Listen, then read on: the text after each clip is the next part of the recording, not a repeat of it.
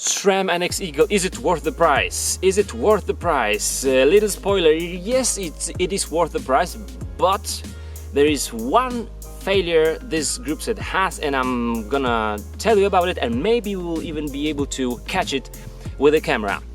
Until the SX, even the cheaper one, came to the market, the NX was the cheapest 12-speed group set in the world, and it is a good one. Why is it so? I'm having one 32 teeth chainring at the front.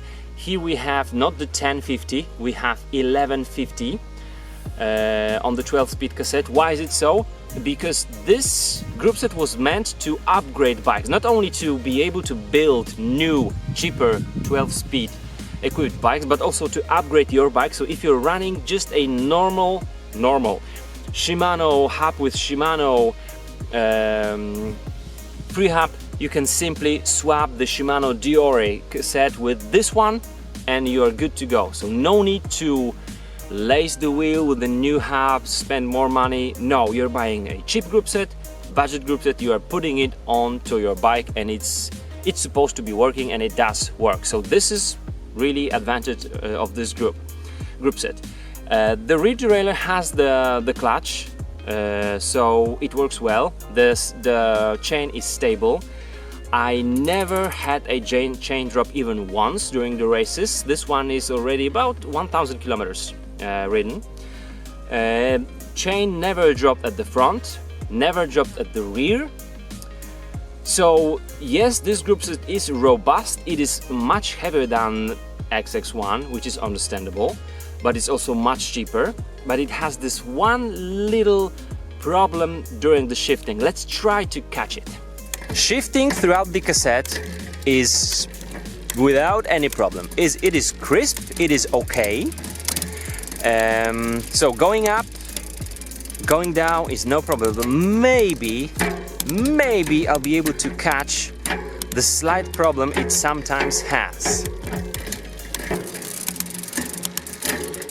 Oh, okay, I got it. I got it twice even. So when I'm shifting down the cassette, which also some call upshifting, so from the lower to the higher gear, let's say I was shifting from, this is 12, 11, 10, 9, 8, 7, 6. I wanted to, no 7, I wanted to shift from 7 to 8, but the chain would skip the 8th one, go to the 9th one, and then jump back to the 8th. It doesn't mean I have multiple shifting, I'm just shifting one gear down the cassette, but the chain sometimes will go too far and then go back.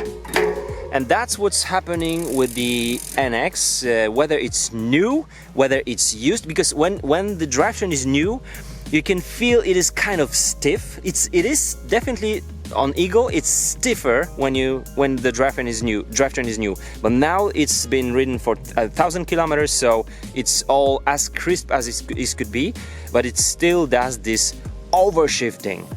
And when you are pushing hard during that overshifting, you can snap the chain, which never happened to me, but you can snap the chain. I was trying to find the reason of that, I couldn't. So where I tried to find the reason of that overshifting, of course, I was trying to find out what about the cables. When the cables were new, they were very smooth. Now they are not new, they are still very smooth. So even a touch of the shifter will transfer to the motion of the rear derailleur. So this is good. Then I thought maybe we've got too much play on this one. I'm using a lot of force now, so I'm also bending the whole derailleur and maybe a little bit the derailleur hanger. That's what I was thinking. Maybe while shifting down the cassette, this play would make the chain go too far and then it would go back. Maybe, I thought so.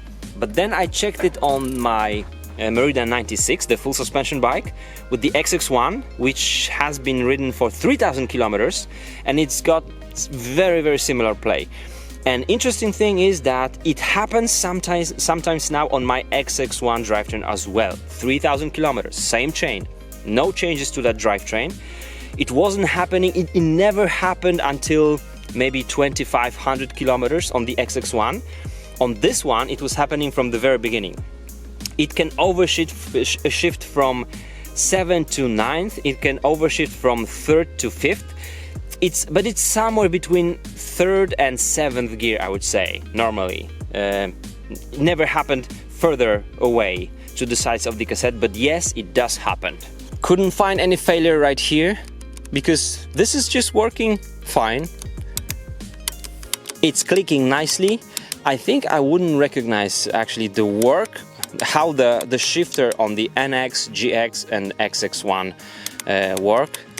X01 is just basically the same group set as XX1, just lighter. Oh, the cassette is even the same, but it's different color, different finishing. This is okay.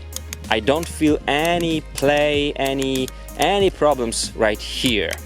So this is what I think about the NX.